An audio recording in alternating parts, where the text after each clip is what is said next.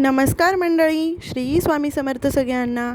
तर बघा इथे रामघाटावरती आरती चालली होती. काल जो मी तुम्हाला हा व्हिडिओ दाखवला, तर इथे मी पण दीपदान केलं होतं आरती करून, तर तो राहिला होता म्हणून मी ह्याच्यामध्ये ॲड केलेला आहे. आणि तसेच आम्ही संध्याकाळी मग परत शयन आरती केली. शयन आरती करून लगेच आम्ही भस्मारतीच्या लाईनला लागलो होतो. भस्मारतीला लाईन रात्री 12 वाजल्यापासूनच सुरू झाली होती. आम्ही 11:30 पावणे 12च्या दरम्यान शयन आरती करून बाहेर आलो तर बघतो तर पूर्ण लाईन चालू झाली होती. आमच्या पुढे जवळजवळ 20-25 नंबर होते. तर हे पहा, आता भस्मारती वगैरे करून आम्ही सकाळी 6:30 वाजता बाहेर आलो. थोडं रूमवरती गेलो, परत थोडा वेळ झोपलो, फ्रेश झालो आणि आता पुन्हा आम्ही परत चाललो आहोत आत मंदिरामध्ये. तर हे बघा, हे आहे कॉरिडॉर. खूप सुंदर आहे. कॉरिडॉर फिरायला खूप वेळ लागतो. खूप मोठं कॉरिडॉर आहे आणि आम्ही रात्री पण फिरलो होतो. रात्रीचं दिवसापेक्षा रात्री खूप सुंदर दिसतं कॉरिडॉर. कधी पण तुम्ही जेव्हा पण उज्जैनला जाल ना, तर अवश्य रात्रीचं कॉरिडॉर फिरा. आणि संध्याकाळी 8 वाजता तिथे शो असतो पाण्यामध्ये, तर तो शो पण बघायला एवढा सुंदर असतो ना. ॲक्च्युली माझ्याकडून शूट नाही झालं रात्रीचं, जे काही आम्ही फिरत होतो तेव्हा. तर आता पुन्हा आम्ही बघा सकाळी परत आलो होतो. आम्हाला भारत माता मंदिर पुन्हा राहिलेलं सगळं फिरायचं होतं, त्याच्यासाठी आम्ही. तर पुढे पाहाच आता तुम्ही. काल महाकाल बाबांना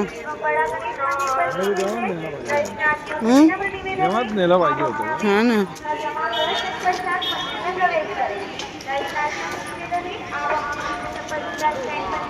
नेक्स्ट कोणाला तरी दामन करा सांगतो. फोटो काढ ना माझा.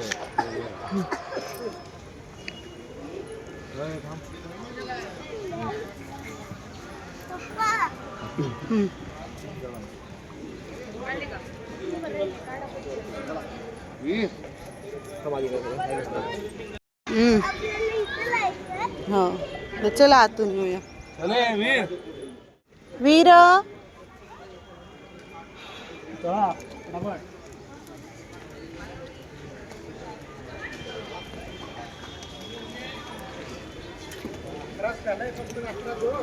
नाही हो, 12 असतील.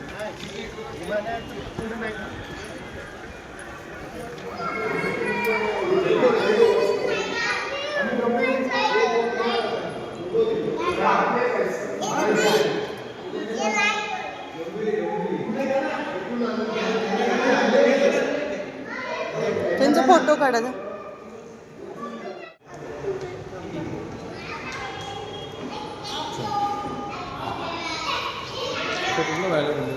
बडा गणपती मंदिर तिकडेच आहे ना.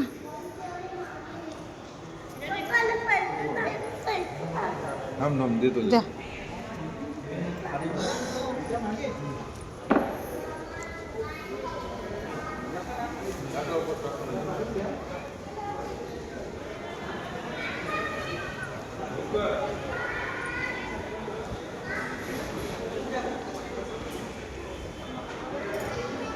अश्विनी आ साइड से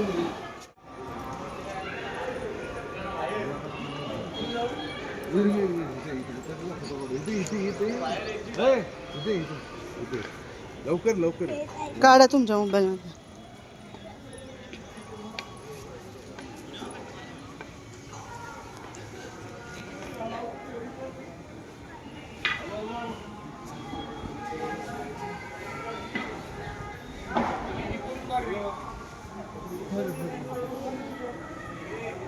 इथे हा भारत माता मंदिराच्या बाहेरच्या बाजूला हा आपला पूर्ण भारताचा नकाशा दाखवलेला आहे आणि त्याच्यामध्ये सगळे राज्य आहे आणि जे पण आपले ज्योतिर्लिंग आहेत 12 ज्योतिर्लिंग, तर ते कोणकोणत्या ठिकाणी आहे ते असं तिथे त्यांनी दाखवलेलं आहे. तर खूप सुंदर आहे तो नकाशा, दिसायला मस्त दिसतो तिथे बाहेर.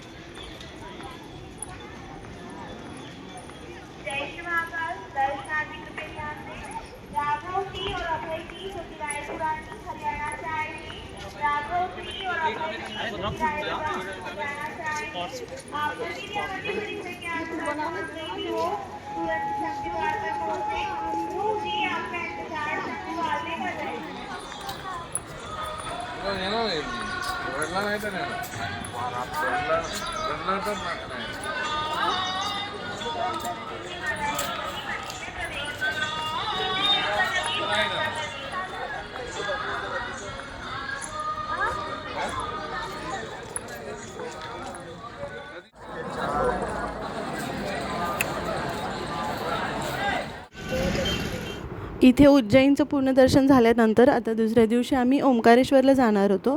तर उज्जैनमधूनच तुम्हाला डायरेक्ट ओंकारेश्वरला जायला बस मिळतात किंवा तिथे प्रायव्हेट गाड्या पण असतात.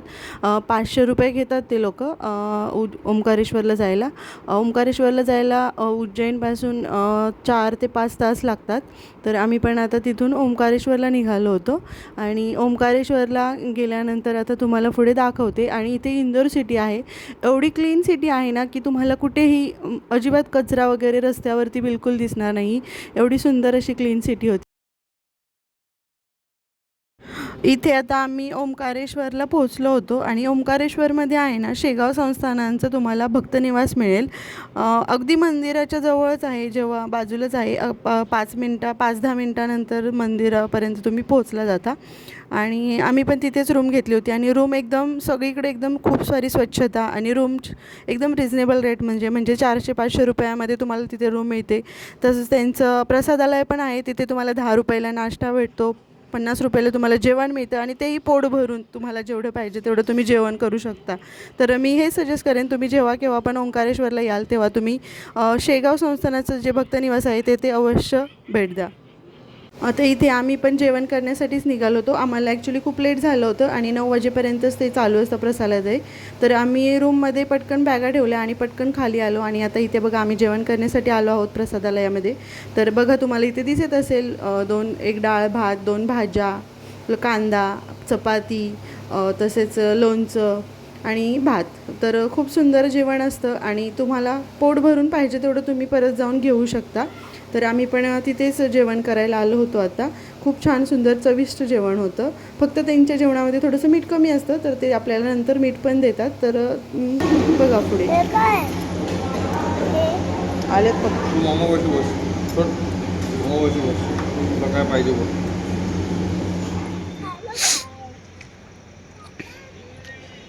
जेवलाच नाही नीट.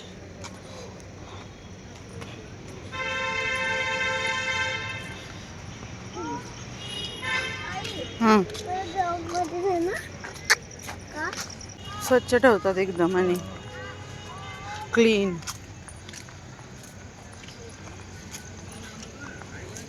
कुठे जाऊया? मंदिराकडे ना. मंदिरात चल जाऊ. आणि उद्या ओंकारेश्वरला इथून रिक्षाने जावं लागत असेल ना. विचारूया ना आपण. सगळी चौकशी करू. जरा 9 वाजता 9:30.